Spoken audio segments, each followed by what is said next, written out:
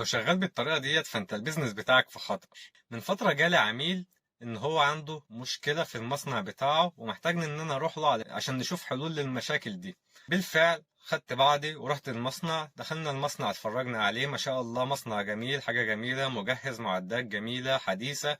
المصنع ليه 12 فرع. قعدنا في المكتب وقعد معانا 3 اشخاص، كل واحد فيهم كان بيتكلم معاه عن المشاكل اللي بتواجهه في الشغل والمشاكل اللي موجودة، علشان اقدر اجمع معظم المشاكل اللي بتواجههم في البيزنس. واحد فيهم محاسب، والتاني مدير الفروع، والتالت مشرف العمالة.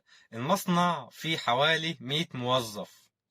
بعد ما اتكلمهم وعرفت معظم المشاكل اللي بتواجههم، المفاجأة ان انا لقيت ان هما التلاتة دولت هما دولت الادارة كاملة في البيزنس كله، وان هما دولت اللي بيديروا من البيزنس، وان هما دولت الاداريين اللي موجودين في البيزنس.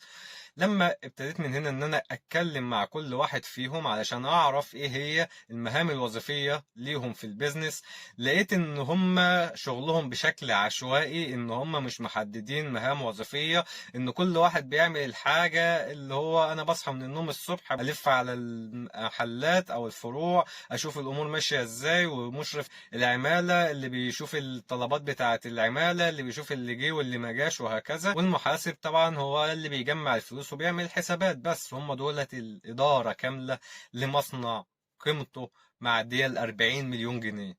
يجي دوري في الكلام وفي الأسئلة، ولما بسأل كل واحد فيهم عن شغله ومهامه الوظيفية والسيستم اللي شغال بيه المصنع واللي هم شغالين بيه، الاقيهم ان هم شغالين بشكل عشوائي، مفيش سيستم مرتب ولا منظم، مفيش ادارات محددة مرتبة منظمة لها مهام وظيفية، لها مهارات، لها خطة تطوير، لها خطة تدريب، لها خطة توظيف.